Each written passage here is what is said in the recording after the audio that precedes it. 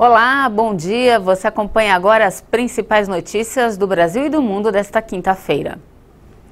Subiu para 12 o número de mortos em um acidente envolvendo um caminhão que carregava eucalipto, um ônibus e uma van na noite de ontem na BR-101, no trecho da cidade de Mundo Novo, no sul da Bahia.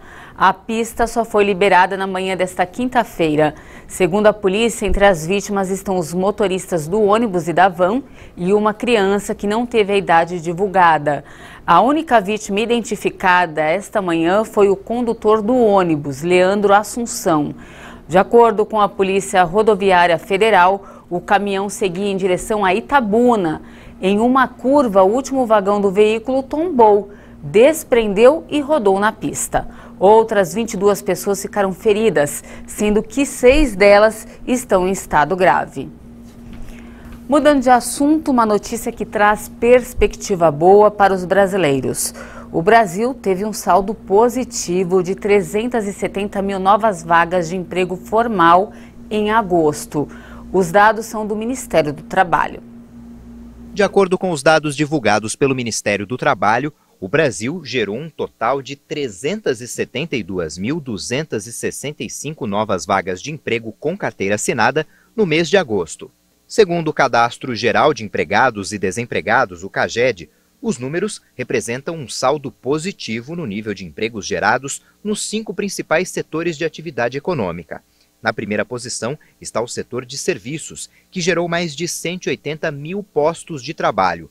Logo depois vem o comércio, que registrou mais de 77 mil postos, seguidos pelo setor da indústria, com mais de 72 mil vagas, e a construção, com mais de 32 mil. A agropecuária gerou mais de 9 mil novos postos de trabalho. O salário médio de admissão em agosto de 2021 teve queda de 1,42% na comparação com julho deste ano. As novas medidas para tornar o Pix mais seguro vão entrar em vigor no dia 16 de novembro. O anúncio foi feito pelo Banco Central. O Pix, que permite transferências bancárias em tempo real 24 horas por dia, tem sido alvo de golpes em diversos lugares. A tecnologia passou a ser utilizada para a prática de fraudes, sequestros e roubos constantes. Em agosto, o Banco Central informou que lançaria um conjunto de medidas que iriam reduzir a vulnerabilidade do sistema. Entre as novas medidas estão o bloqueio cautelar, que vai permitir que o banco possa efetuar o bloqueio dos recursos por até 72 horas em casos de suspeita de fraude. A notificação de infração, que deixa de ser facultativa e passa a ser obrigatória, o que visa permitir que os bancos registrem uma marcação na chave Pix, caso exista a suspeita de fraude. A ampliação do uso de informações para fins de prevenção à fraude, que permite a consulta de informações vinculadas às chaves Pix, além de mecanismos adicionais para a proteção de dados. Os bancos terão que definir procedimentos de identificação e de tratamento em caso de excessivas consultas de chaves Pix. Recentemente, o Banco Central informou que as instituições financeiras têm até o dia 4 de outubro para estabelecer o limite de R$1.000 para transferências e pagamentos realizados por pessoas físicas entre as 8 horas da noite e as 6 horas da manhã. O limite pode ser alterado caso o cliente peça, mas a instituição terá 24 horas como prazo mínimo para alteração. Agora vamos conferir a previsão do tempo hoje para algumas regiões do país. Aqui na ilustração você vê que em Petrolina, no Pernambuco, a máxima hoje é de 34 graus. O céu fica limpo durante todo o dia. Já em Petrópolis, no Rio de Janeiro, o sol aparece entre nuvens e pode vir chuva no final da tarde. Na cidade de Cascavel, no Paraná, a máxima hoje é de 31 graus. O dia amanheceu com tempo firme por lá, mas nuvens podem se formar durante o dia e tem possibilidade de chuva no início da noite. Em Três Lagoas, no Mato Grosso do Sul, o céu vai ficar encoberto, mas apesar disso, a temperatura vai continuar elevada e a máxima pode chegar a 36 graus. Em Ibatinga, no Amazonas, a máxima hoje é de 34 graus. Calorão, mas com previsão de chuva forte a qualquer hora do dia. Aliás, em toda a região norte do Brasil, o alerta é de chuvas fortes e rajadas de vento durante todo o fim de semana. No destaque internacional, o ex-presidente francês Nicolas Sarkozy foi declarado culpado por financiamento ilegal de campanha. Em março, ele já havia sido condenado em um outro processo. A justiça francesa declarou o ex-presidente conservador culpado de financiamento ilegal de campanha por ter excedido o limite de gastos autorizados nas eleições de 2012.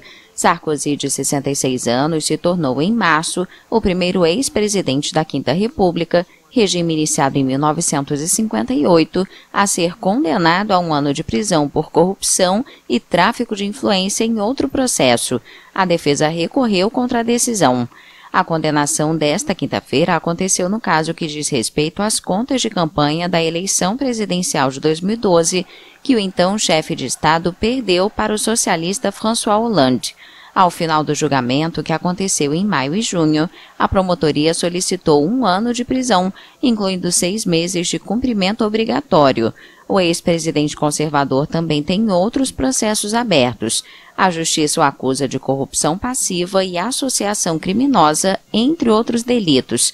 A Promotoria Nacional Financeira o investiga ainda por tráfico de influência e lavagem de dinheiro em relação às suas atividades de consultoria na Rússia.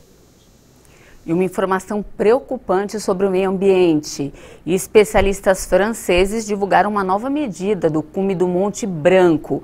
O topo dos Alpes e da Europa Ocidental mediu um pouco mais de 4.800 metros. Foi quase 1 metro a menos do que na última verificação.